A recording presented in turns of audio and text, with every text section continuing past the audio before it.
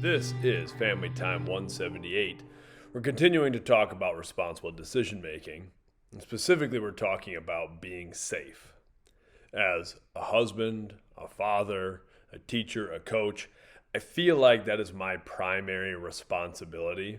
That before anything else, I have to ensure that the people I care about are safe, to try to keep my wife, my children safe, my family safe, to try to keep my students and my athletes safe. And that means a lot of different things. Part of that means safe from physical harm, but it also means to create a safe environment where people can be comfortable, where they can meet that base need that's a human need to feel safe and secure. And without that, we can't climb the ladder towards self-actualization. So that's a must. The classroom has to feel safe, that I'm looking out for your best interests, that you are going to be safe from ridicule and criticism from other people, that sort of thing. And the hardest part of being a husband, a father, a teacher, a coach, is knowing that I can't always keep all of you safe. That's a hard reality. And you'll especially feel that someday when you have your own family and your own kids and think, oh my gosh, like there's a part of me, like with my own kids, I kind of want to just put them in a box and keep them sheltered from everything. But I know that's not going to be what is ultimately best for them. I don't want to hide them from the world. I want them to be able to make mistakes because that's how you learn. I want them to be able to explore and find the things in life that they really want, and that's scary sometimes, and it takes a leap of faith, and it takes pain sometimes, and that's true for all of you as well. That's what I want for all of you. And that's a hard thing to find that balance of giving enough support and putting up enough boundaries to try to keep you safe, and then also giving enough freedom to let you make your own mistakes and learn. And I found for myself then the best way, I think, for me to help keep all the people in my world safe is to help make you strong. And I mean that by giving guidance, but making you think and making you problem solve, helping you be physically strong, but more importantly, mentally strong, emotionally strong, disciplined, all of those sorts of things, because that carries over into every facet of life. So when I'm not there with my kids, and when you leave this building and go off onto your incredible lives, that you'll have some of the tools that can help keep you safe. I want you thinking this week about some of the dangers that exist out there and how you can help keep yourself safe. And you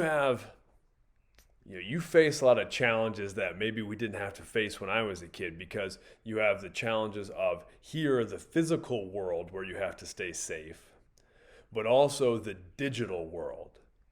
And I'm not knocking on social media and the interconnectedness we have through the internet and things like that. There's a lot of wonderful things about that, but there's also some scary things. And those are some things that you face too. So I want you considering some of the physical dangers. What sort of signifies, indicates that a physical space might be a dangerous or unhealthy. When I say dangerous, maybe an unhealthy situation too, whether it's a relationship, whether it's an environment. And it's important that we train ourselves to be aware. We've talked about before, situational awareness.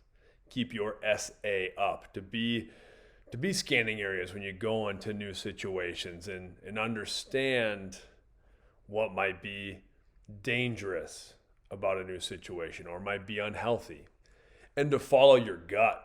That's so important. We have built into us these things, these survival mechanisms. We go, okay, I'm kind of on high alert here. So what are some things in the physical world that maybe signify a dangerous or unhealthy situation? And then how you can help manage or avoid that. But I also want you to think about potentially dangerous situations online in the digital world, because that's a whole nother thing. And you have to be aware of what might be dangerous out there. I really, really believe that most people are good, deep down good. But I also believe you have to operate with the assumption that almost everybody is bad. And that's not to sound negative. I really do believe most people are good. And if you get to know people, I think you'll find most people are good.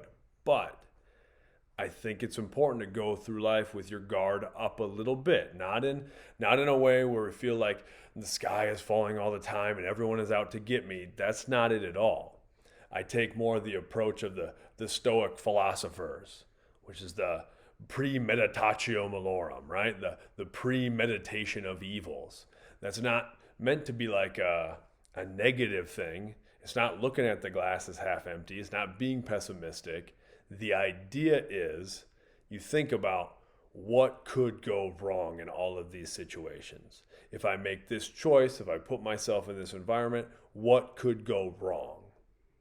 And then you can prepare yourself that, okay, even under the worst cases, I can maybe handle these things. Or if something could be really bad, then I need to learn to avoid it, step away from that.